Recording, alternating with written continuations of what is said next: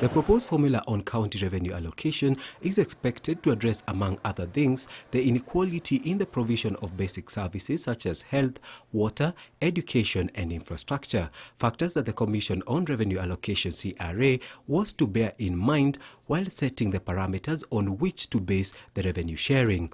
In coming up with the formula, CRA looked at 5 key factors, namely population accounting for 60% of revenue to be allocated, basic equal share 20%, poverty levels 12%, land area 6% and fiscal responsibility 2%. We have problems with the weighting, the weighting of those factors that the CRA has proposed.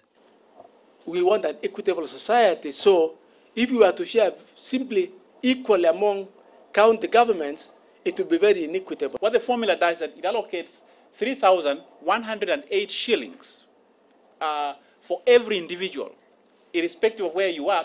It is this allocation that it seems does not sit well with some members of parliament.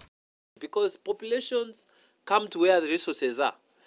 So you will be sending the same huge resources to the same areas that have marginalized the rest of the country. The spirit of devolution was to bring equity, was to bring everybody, was to unite the nation in terms of development. It was about equity. But one thing that both sides agree on is the supremacy of the Senate and the interim rule that now lies on the 10th Parliament. It is the Senate which works out the distribution formula. The Constitution says in the absence of the Senate, it is the Parliament that will carry out the functions of the Senate. But Parliament have the power to change the formula.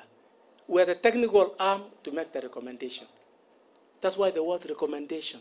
With a section of members of Parliament from marginalized areas making their stand known on the formula, Parliament would seem to have its work cut out for it as the country seeks to implement a constitution that has been over 20 years in the making and counties that have remained marginalized for the life of the Kenyan Republic. Henry Githaiga, Citizen Weekend.